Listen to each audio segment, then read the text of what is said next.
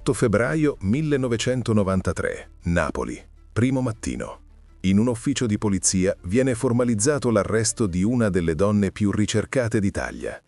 Poche ore dopo, un furgone della polizia penitenziaria parte in direzione di un carcere femminile. Dentro quel furgone c'è una donna di 56 anni. Veste in modo sobrio, non alza lo sguardo, non dice nulla. Da fuori sembra solo un'altra detenuta trasferita in cella. Ma quella donna è Rosetta Cutolo. Per anni ha diretto nell'Umbra la cassa della nuova camorra organizzata e da quel giorno non entrerà più in un carcere da visitatrice, ma da detenuta. Per anni ha comandato dal salotto di casa sua, ha gestito i soldi della NCO, ha portato gli ordini di Raffaele Cutolo dal carcere al mondo esterno, ha deciso chi doveva essere pagato e chi no. Quella mattina, in un carcere campano, non entra una semplice visitatrice, entra la regina invisibile, la donna che lo Stato ha scoperto troppo tardi. Se avete visto Gomorra, le origini, avrete sicuramente conosciuto Anna, la sorella Deo Paisano, la donna che porta gli ordini dal carcere, che gestisce i contatti con i clan. Ma Anna è fiction. Quel personaggio esiste perché prima, nella realtà, c'è stata una donna vera che ha fatto tutto questo, Rosetta Cutolo. E quello che ha fatto è molto più complesso di quello che avete visto sullo schermo. Questa è la storia vera che nessuno vi ha mai raccontato.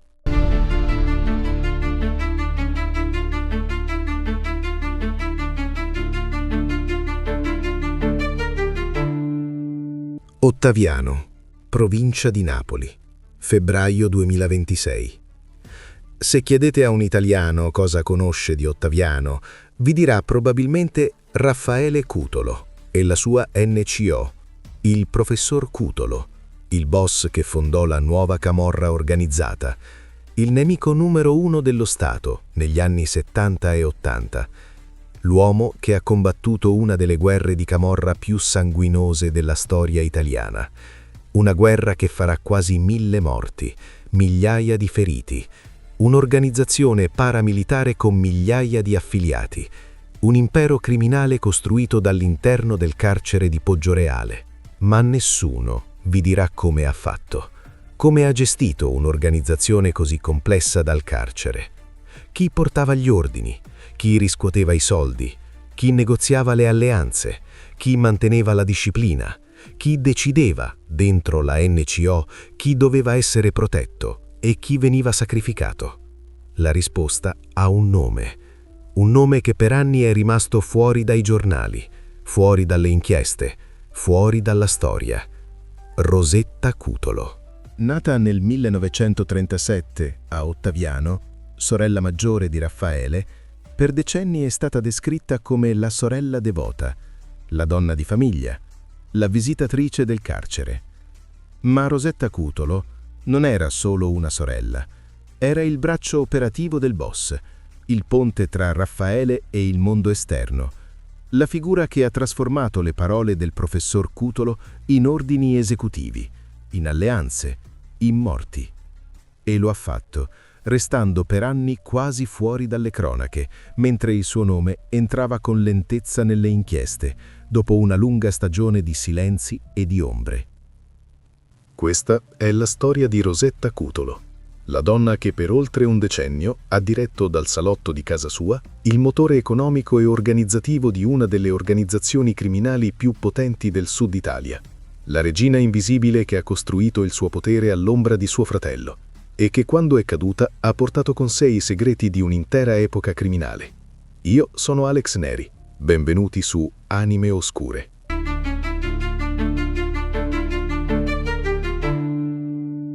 Ottaviano, provincia di Napoli, fine anni 30. Una cittadina di circa 20.000 abitanti, alle pendici del Vesuvio. Vigneti, frutteti, una vita contadina, scandita dai ritmi delle stagioni. Nessun legame particolare con la criminalità organizzata, almeno non ancora.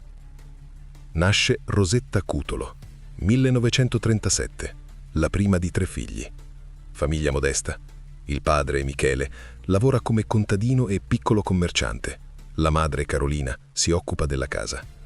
Non ci sono soldi, non c'è agiatezza, ma c'è una struttura familiare rigida, disciplina, ordine e un senso dell'onore patriarcale che segnerà per sempre i figli.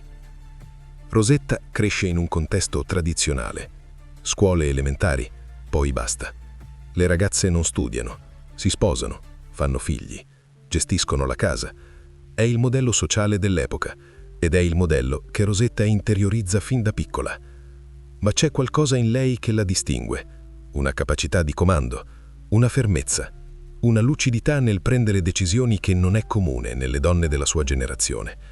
È lei che gestisce i conflitti in casa, è lei che media tra i fratelli, è lei che tiene insieme la famiglia quando le cose si complicano. In paese la ricordano come una ragazza ordinata fino all'eccesso, sempre in chiesa, sempre in casa, ago e filo in mano, brava sarta, discreta, apparentemente innocua. Nessuno immaginerebbe che dietro quella ragazza devota si stia formando una mente capace di gestire un'organizzazione criminale. 1941. Nasce Raffaele, il fratello, il secondogenito, il bambino che cambierà per sempre la storia della camorra italiana. Rosetta ha 4 anni. Da quel momento in poi il suo ruolo sarà chiaro: proteggere Raffaele, crescerlo, guidarlo. Negli anni successivi nasce anche un terzo fratello, ma è Raffaele quello che conta. Raffaele è diverso, è intelligente, è sensibile, è fragile e Rosetta lo capisce subito. Fin da bambino Raffaele ha bisogno di protezione, di una figura forte che lo difenda, che lo sostenga, che parli per lui quando lui non riesce a parlare. E quella figura è Rosetta. Gli anni 50 sono anni duri per Ottaviano. La guerra ha lasciato povertà, disoccupazione, famiglie sfollate. Il boom economico non arriva qui, non arriva nelle campagne vesuviane. E in questo contesto la famiglia Cutolo fa fatica.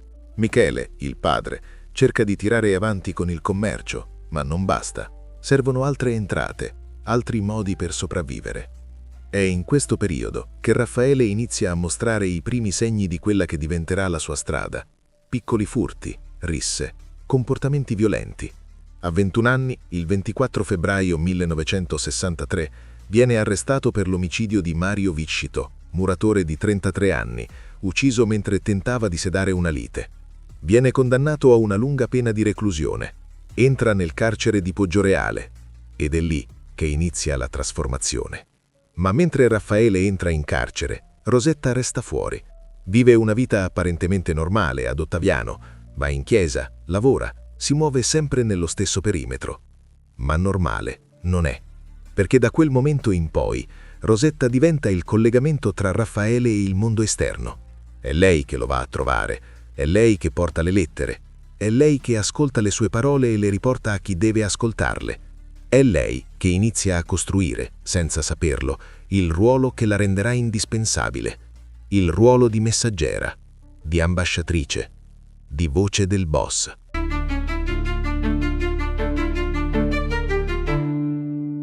Carcere di Poggioreale, poi Procida, poi Favignana, poi Campobasso, poi Ascoli Piceno. Raffaele Cutolo passa gli anni 60 e i primi anni 70 spostandosi di carcere in carcere e proprio lì inizia a progettare, in modo sempre più lucido, quella che diventerà la NCO. Ogni volta che crea problemi viene trasferito, ma ogni trasferimento diventa un'opportunità, perché in ogni carcere Raffaele incontra nuovi detenuti, camorristi, malavitosi, piccoli criminali, e inizia a reclutarli, a organizzarli, a creare una struttura.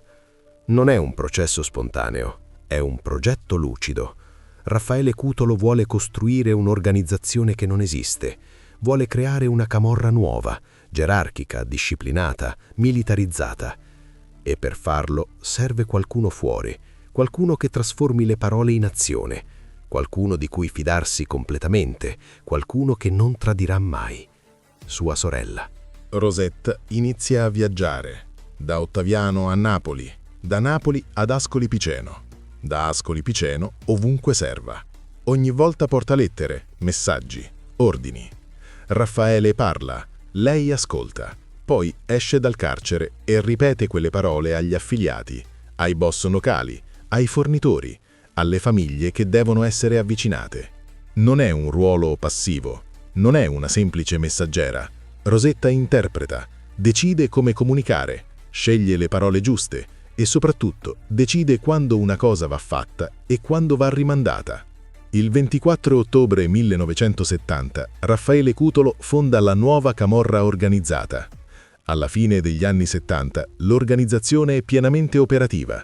Non è più solo un'idea, è una struttura reale, centinaia di affiliati, un sistema gerarchico rigido, riti di affiliazione, giuramenti di fedeltà, un codice di comportamento scritto, un tribunale interno per dirimere le controversie. È un modello che riprende la struttura gerarchica delle mafie tradizionali, codici e riti presi dall''ndrangheta, disciplina e regole che ricordano Cosa Nostra. Ma la NCO è più dura, più militare, più violenta. E l'NCO ha bisogno di soldi, molti soldi, per pagare gli affiliati, per comprare armi, per corrompere funzionari, per sostenere le famiglie dei detenuti, per espandersi.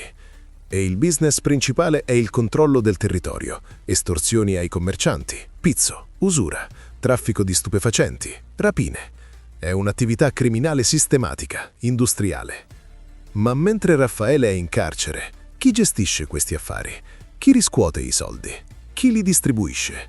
Chi decide quali famiglie devono essere sostenute e quali devono essere escluse? Rosetta. Lei è la cassiera dell'NCO. Gestisce i flussi di denaro, decide le priorità, paga gli stipendi agli affiliati, sostiene le famiglie dei detenuti, tiene in piedi le casse che finanziano le operazioni dell'organizzazione. È il cuore economico dell'organizzazione. E nessuno lo sa. Per anni Rosetta è quasi assente dalle cronache. Si muove senza lasciare foto, senza farsi intercettare, sfuggendo agli occhi di chi indaga finché può. È una donna di mezza età, una figura discreta, una sorella che va a trovare il fratello in carcere. Chi può sospettare che dietro quella figura dimessa ci sia il braccio finanziario di una delle organizzazioni criminali più potenti del Sud Italia? E Rosetta è bravissima a mantenere questa facciata. Parla poco, non si espone, non frequenta i circoli criminali. Agli occhi del paese resta la donna che si muove tra la modesta casa di famiglia e la chiesa di Ottaviano. Quel mondo apparentemente dimesso, però, ha un centro di gravità molto meno innocuo, il Palazzo Mediceo di Ottaviano. Un edificio storico trasformato negli anni dell'ascesa della NCO in una delle residenze di famiglia e in luogo di incontri riservati. È lì che arrivano i soldi delle estorsioni. È lì che Rosetta, secondo le ricostruzioni giudiziarie e giornalistiche, tiene la contabilità dell'impero del fratello, nascosta tra armadi, fogli volanti e appunti di cucina. Esce solo per andare a trovare Raffaele o per incontrare gli affiliati. E quando incontra gli affiliati lo fa in luoghi discreti, mai negli stessi posti, mai con le stesse persone. È metodica, prudente, disciplinata.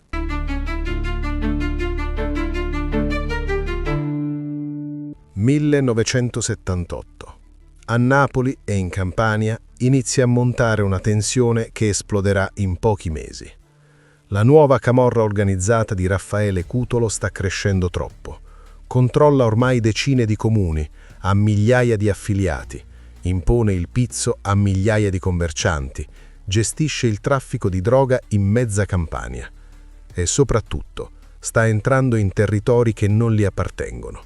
Territori controllati da altri clan storici, clan che non hanno nessuna intenzione di farsi da parte.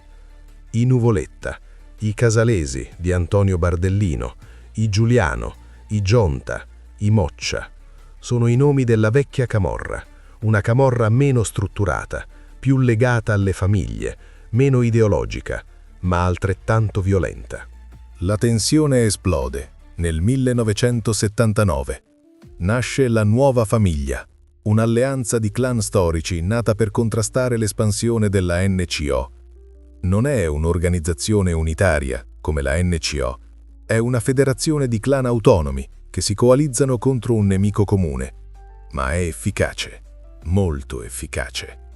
Inizia una guerra che durerà fino al 1983, con un'escalation di sangue nei primi anni '80. Una guerra sanguinosa che farà quasi 1000 morti, agguati, esecuzioni, bombe, stragi, famiglie intere spazzate via, commercianti costretti a scegliere da che parte stare, e chi sceglie la parte sbagliata muore.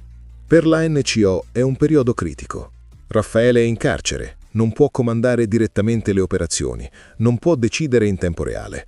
Serve qualcuno sul campo, qualcuno che tenga insieme i collegamenti, che tenga vive le alleanze, che faccia arrivare gli ordini. E quel qualcuno è Rosetta. Lei diventa l'interfaccia operativa della NCO, incontra i capi militari, ascolta i rapporti, riporta le decisioni di Raffaele e soprattutto gestisce le casse, perché una guerra costa moltissimo. Servono armi, munizioni, rifugi sicuri per i latitanti, stipendi per gli affiliati che non possono lavorare perché sono ricercati, soldi per corrompere funzionari, per pagare avvocati, per sostenere le famiglie dei morti. E Rosetta gestisce tutto questo. Raccoglie il denaro dalle estorsioni, lo distribuisce secondo le priorità indicate da Raffaele, paga, controlla, verifica che i soldi vengano usati come stabilito. È un lavoro maniacale, certosino e rischiosissimo. Perché la polizia la intercetta, se la segue, se scopre cosa fa, l'intera struttura finanziaria della NCO crolla. Ma Rosetta non viene mai intercettata, non viene mai seguita, non viene mai scoperta. Usa telefoni diversi, cambia continuamente luoghi di incontro, non scrive nulla, memorizza tutto. È precisa, è metodica. E proprio questa disciplina la tiene lontana dai radar degli investigatori. Nel frattempo, la guerra si intensifica. 1980-1982 sono anni in cui si contano già centinaia di morti.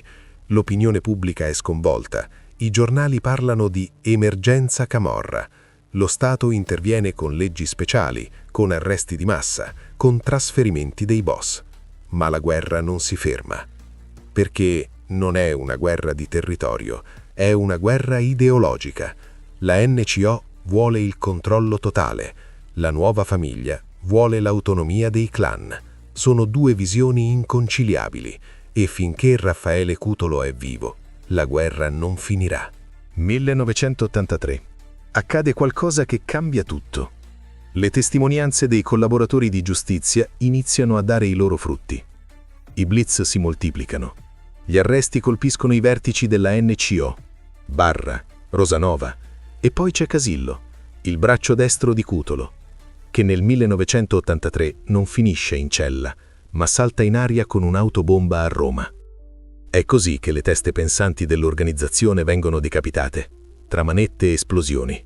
La struttura militare della NCO viene decapitata e senza comando militare anche il sostegno popolare inizia a vacillare. La nuova famiglia prende il sopravvento, controlla di nuovo i territori, riprende le piazze, impone nuovamente il pizzo. La NCO non scompare, ma si ridimensiona, diventa un'organizzazione regionale, non più nazionale. E Rosetta? Rosetta continua a lavorare, perché anche se la NCO perde terreno, ha ancora migliaia di affiliati, ha ancora casse da gestire, ha ancora famiglie da sostenere. E lei è l'unica persona di cui Raffaele si fida completamente. Ma gli investigatori iniziano a capire, iniziano a intercettare conversazioni dove compare il suo nome, iniziano a seguirla, a ricostruire i suoi movimenti, a collegare i puntini. E quando finalmente capiscono chi è davvero Rosetta Cutolo, è già troppo tardi. Ha avuto oltre 10 anni per costruire un sistema di protezione perfetto. Ma come ha fatto Rosetta a restare invisibile per così tanto tempo? Chi proteggeva davvero la regina della NCO? Se vuoi scoprirlo, resta con me, perché quello che accade nei prossimi capitoli è il punto in cui Rosetta smette di essere una sorella devota e diventa l'ambasciatrice del professore. E nessuno, fino ad oggi, te lo ha raccontato così.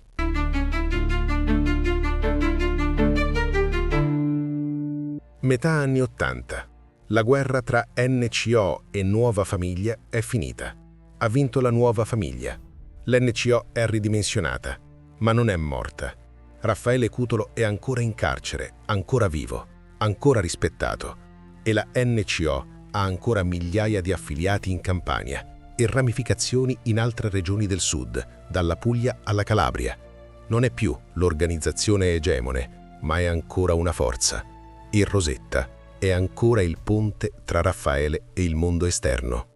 Ma in questi anni il suo ruolo cambia. Non è più solo la cassiera, non è più solo la messaggera. Diventa l'ambasciatrice.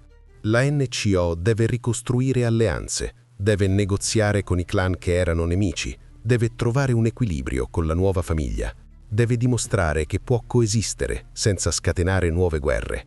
E chi può fare questo lavoro? Chi può negoziare con i boss? Chi può sedere a un tavolo e parlare a nome di Raffaele Cutolo? Rosetta. Lei inizia a far arrivare i messaggi ai capi dei clan. I Nuvoletta, il gruppo di Antonio Bardellino, futuro nucleo dei Casalesi, i Moccia, i Mallardo. Attraverso postini fidati, avvocati, intermediari, la parola di Raffaele arriva a quei tavoli. Rosetta ascolta le richieste che le vengono riferite, le porta a Raffaele e poi torna con le risposte.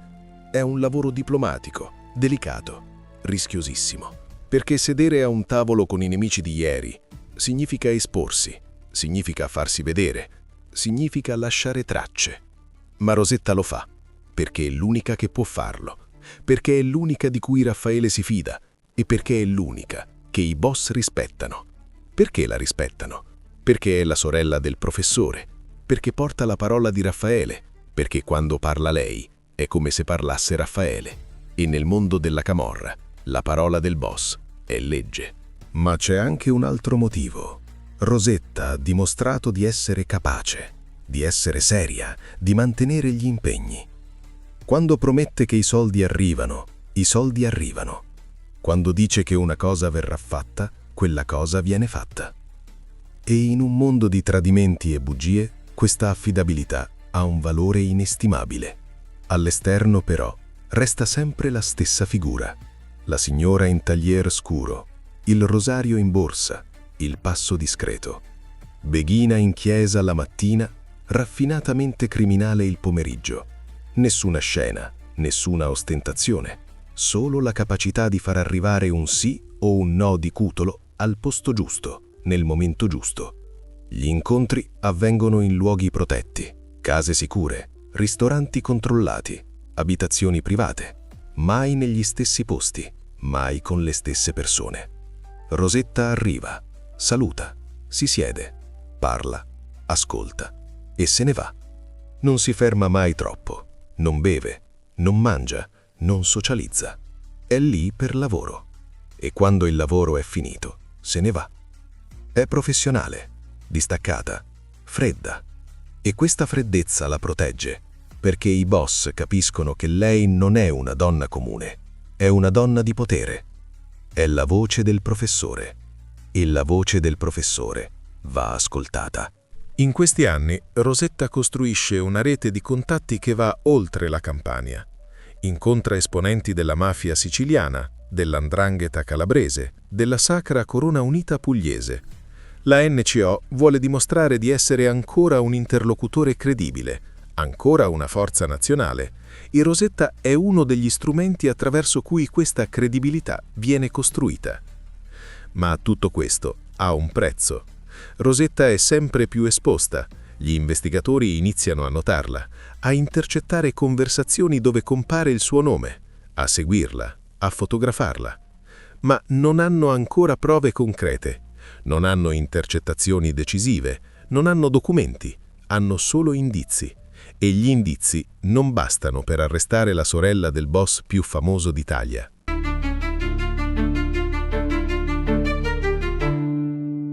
Fine anni 80, inizio anni 90. Il mondo della camorra sta cambiando. Le leggi antimafia si fanno più dure. Il 41 bis viene introdotto nel 1992, il carcere duro, l'isolamento totale. Raffaele Cutolo viene trasferito in regime di 41 bis, non può più ricevere visite normali, non può più parlare con nessuno se non attraverso un vetro, non può più scrivere lettere senza che vengano lette. La sua capacità di dare ordini si riduce drasticamente. È tagliato fuori. E senza Raffaele, la NCO si indebolisce ancora di più. Ma Rosetta continua a lavorare, perché anche se Raffaele è isolato, ci sono ancora cose da fare, ci sono ancora soldi da gestire, ci sono ancora affiliati da pagare, ci sono ancora famiglie da sostenere. Lei continua a viaggiare, continua a incontrare i boss, continua a gestire le casse. Ma gli investigatori ora sanno chi è, sanno cosa fa, stanno solo aspettando il momento giusto per colpire. 1992. Le indagini della Direzione Distrettuale Antimafia si intensificano. Le intercettazioni si moltiplicano. I collaboratori di giustizia parlano e parlano di Rosetta. Dicono che è lei che gestisce i soldi, che è lei che porta gli ordini, che è lei che decide chi deve essere pagato e chi no, che è lei che negozia con i clan, che è lei che ha tenuto in piedi la NCO per tutti questi anni. Le testimonianze si accumulano, le prove iniziano a prendere forma e nel 1993 arriva l'ordine di cattura. 1993. Rosetta Cutolo, già condannata in contumacia per associazione mafiosa, si costituisce alle autorità. Non oppone resistenza, non dice nulla. Finisce in carcere per iniziare a scontare la condanna. L'accusa è pesante. Associazione a delinquere di tipo mafioso, nell'ambito delle attività della NCO, che includevano la gestione delle casse, i proventi delle estorsioni e altre condotte illecite dell'organizzazione. Deve ora scontare la pena, rischia anni di carcere. Ma Rosetta non parla, non collabora, non fa nomi, non conferma, non smentisce. Resta in silenzio, come ha fatto per tutta la vita. Le procedure giudiziarie sono lunghe, complesse. Si basano su testimonianze, intercettazioni ambientali, riscontri incrociati e su carte sequestrate nei covi della NCO, contabilità, appunti, mappe di potere che aiutano a ricostruire ciò che per anni era rimasto solo bisbigliato. Ma il quadro, per i giudici, è chiaro. Rosetta Cutolo ha gestito per oltre 10 anni l'aspetto finanziario e diplomatico della NCO. Ha portato ordini, ha negoziato alleanze, ha gestito milioni di lire. Ha tenuto in piedi un'organizzazione coinvolta in una guerra che, in alcune ricostruzioni, avrebbe fatto quasi 900 morti. Non è lei a impugnare le armi, ma senza di lei, quella macchina non avrebbe funzionato così a lungo. Negli anni successivi, tra appelli, ricorsi e perizie, le condanne per associazione mafiosa vengono confermate, seppur con pene ridotte rispetto alle richieste iniziali. Rosetta resta in carcere, in regime ordinario. Può ricevere visite, può scrivere lettere, può vedere Raffaele durante i colloqui autorizzati. Ma non possono parlarsi liberamente, non possono toccarsi. Sono separati da un vetro, da un sistema giudiziario che ha deciso che sono troppo pericolosi per essere liberi. Gli anni successivi sono anni di battaglie legali, di appelli, di ricorsi, di perizie. Ma alla fine la sentenza viene confermata. Per i giudici, Rosetta Cutolo ha gestito per anni il fronte economico e diplomatico della NCO. È colpevole e deve scontare la sua pena. Ma anche in carcere resta un simbolo. La donna che per oltre un decennio ha comandato al fianco di suo fratello e che lo Stato è riuscito a colpire solo quando l'impero della NCO aveva già fatto il suo corso.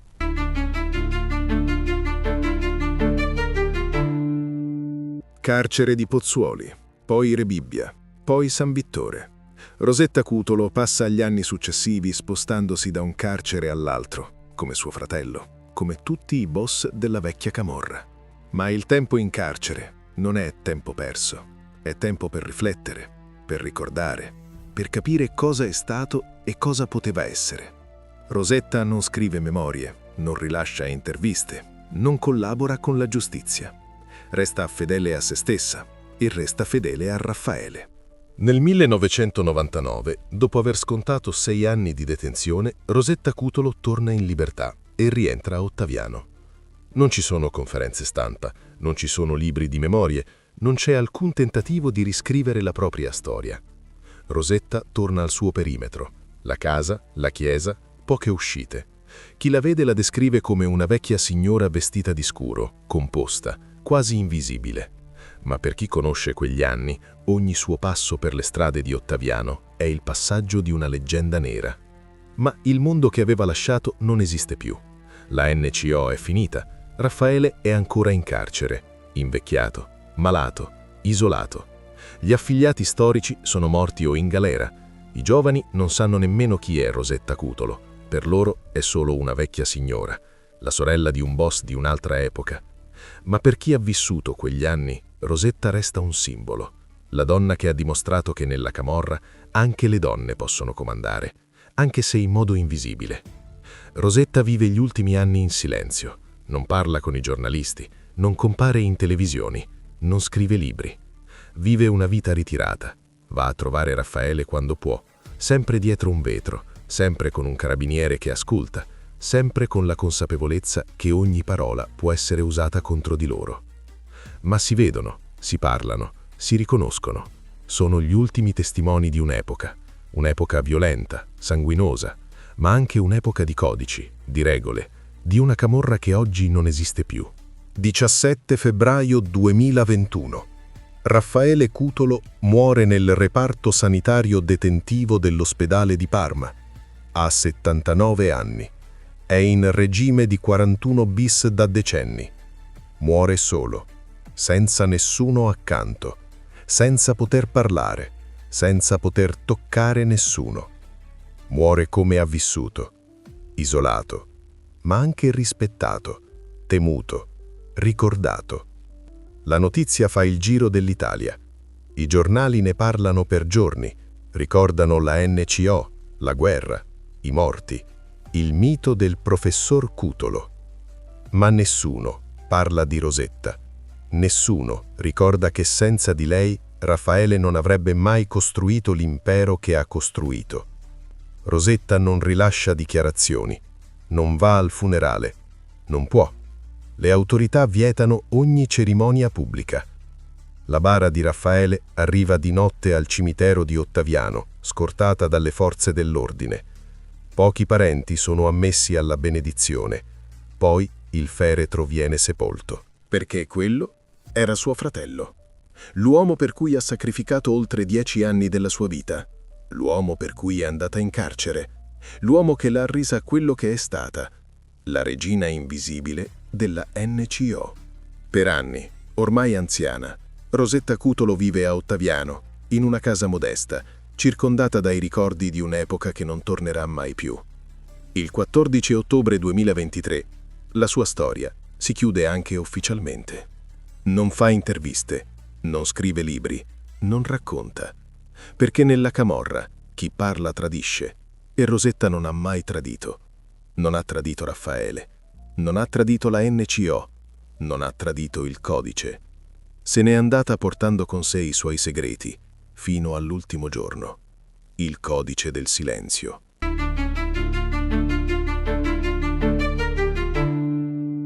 Questa è la storia di Rosetta Cutolo, una donna che per oltre un decennio ha diretto dal salotto di casa sua il motore economico e organizzativo di una delle organizzazioni criminali più potenti del Sud Italia, senza mai sparare, senza mai uccidere, ma decidendo chi doveva essere pagato e chi no, chi doveva essere sostenuto e chi abbandonato.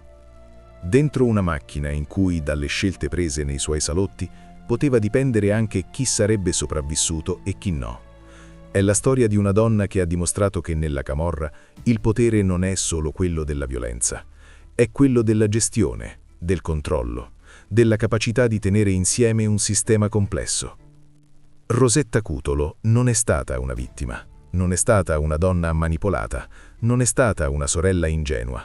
Le sentenze la descrivono come parte consapevole di un'associazione mafiosa. Ha scelto di stare al fianco di Raffaele. Ha scelto, secondo le sentenze, di assumere un ruolo nella gestione economica e nei collegamenti della NCO. Ha scelto di restare al centro di un'organizzazione coinvolta in una guerra che ha fatto centinaia di morti. E lo ha fatto con lucidità, con metodo, con professionalità, ma lo ha fatto in modo invisibile. perché nella camorra degli anni 70 e 80 le donne non comandavano, le donne stavano a casa, le donne crescevano i figli. E proprio per questo nessuno ha sospettato di lei, finché non è stato troppo tardi. La storia di Rosetta pone una domanda che non ha risposta semplice. Quanto potere può avere una donna in un'organizzazione maschilista come la camorra? E soprattutto, quanto potere aveva davvero Rosetta? Eseguiva solo gli ordini di Raffaele o prendeva decisioni autonome? Le fonti giudiziarie suggeriscono che avesse ampi margini di manovra, che decidesse quando una cosa andava fatta e quando andava rimandata, che scegliesse come comunicare gli ordini di Raffaele, che interpretasse, che mediasse, che comandasse. Ma non sapremo mai fino in fondo quanto potere aveva davvero, perché Rosetta non ha mai parlato.